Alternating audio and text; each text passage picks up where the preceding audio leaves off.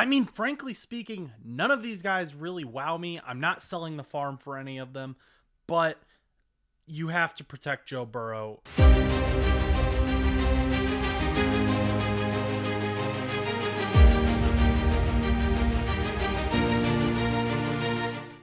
Hey everyone, it is Josh here from No Buts About It, and today we are going to talk about the Bengals and their quest to find a franchise right tackle. We were able to find a left tackle last free agency in Orlando Brown Jr., and now that Jonah Williams is a free agent, the Bengals have to look at either re-signing him or finding someone in free agency and the draft.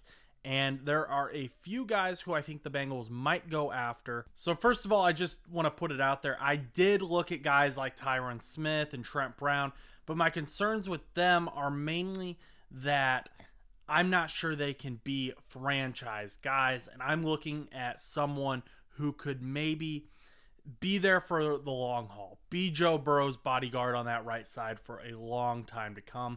My issue with Tyron Smith is he is older, maybe more injury prone than some of these other guys. He's 31 right now.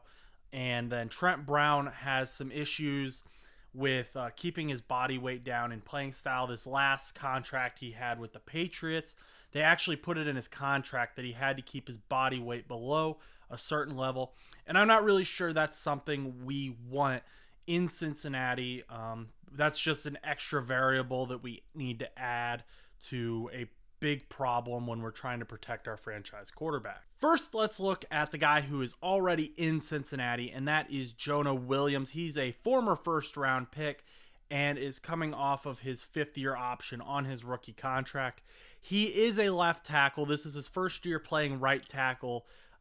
He hadn't played right tackle since he was an undergrad in college, and he wasn't too happy at first to move over to that position, understandably. When Orlando Brown Jr. came in, Williams requested a trade and then eventually decided that he would play out the remainder of his fifth-year option at the right tackle position. The problem I think the Bengals are going to have in keeping him, if that is something that they desire to do, is that they aren't going to be willing to pay him as much as other teams will be. There are teams out there that I believe will pay him to play the left tackle position. There's not a ton of tackle talent out there right now in free agency. Jonah Williams is a top prospect for a lot of these teams, and I don't think the Bengals would match that just to put him at right tackle. He was on a rookie deal, 4 years, $17.6 million, and then this last season he got $12.6 million on his fifth-year option. So Jonah, I think, is probably gone from Cincinnati. He didn't have a ton of success at the right tackle position. There were some games where he was great and then just other games where he wasn't. And a lot of that is because he is built to be a left tackle. It's a harder position, but there are positional differences. And I do really believe that Jonah will be a starting left tackle somewhere in the NFL next season. Next up is a guy that a lot of people are super excited about. He has hinted a ton on Twitter that he wants to come play for Cincinnati. He's been kind of a journeyman right tackle, and that is Jermaine Elumenor, who has last been with the Raiders. He really wants to come to the Bengals. He said that he wants to come play for a team that can beat the Chiefs, and Joe Burrow is the only active quarterback who has shown that he can beat Patrick Mahomes in the playoffs. So that is a huge hint. And then there's a bunch of other stuff that seems to indicate that he wants to come to Cincinnati. Fans have gotten really excited about having this guy, but I don't know how much of that is just because he's a fresh name. He's someone that's out there that we can grab to replace Jonah. He would likely be a similar price to Jonah's rookie contract, which is great for the cap. He has shown a history of taking somewhat cheap contracts. All of his contracts are less than $3 million. He is not a huge name out there for the tackle position, but his pass blocking grades are better than Jonah Williams via PFF. Now, bringing in Elumenor doesn't negate the need to draft an offensive tackle in the first round, in my opinion. He would be competition, and he would provide necessary depth. He has also played left tackle before, but he is truly a right tackle. And so if Orlando Brown were to go down for a game or two, we could maybe move him over to left tackle and put in someone else at right tackle. But I think ultimately what this signing would be is someone for competition for a rookie offensive tackle that we bring in the first or second round in the draft. Someone like Fashuga, who I'm a big fan of, even though I cannot say his name yet. I'm working on it. But if he comes over, I would not be surprised if we see some competition with the offensive tackles position. And I'm not trying to drag Elumenor down at all. I have said he would be a great signing at depth at the very least. That's his floor. Ceiling, he becomes the starter and a guy that we draft gets a year to sit. That's great. But we have to remember that the Bengals play in the AFC North. They have the best pass rushers in the NFL in their division. Each team has a phenomenal pass rush. The Steelers have TJ Watt, who tends to line up on the right side. We saw this issue with Jonah Williams this year. He could not stop TJ Watt.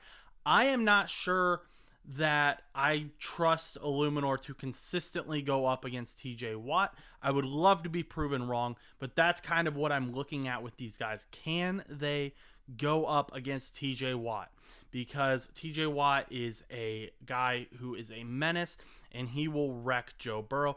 Also, if the Ravens choose to re-sign Jadeveon Clowney, he's another guy who lines up on that right side and could be a problem for Cincinnati when they play the Ravens. Now, someone who I wasn't planning on adding to this video, this was originally just going to be a Jermaine Elumenor video, but yesterday the Steelers released Chukwuma Okorafor, and I saw some Bengals fans talking about him, asking if we thought he would be a good fit.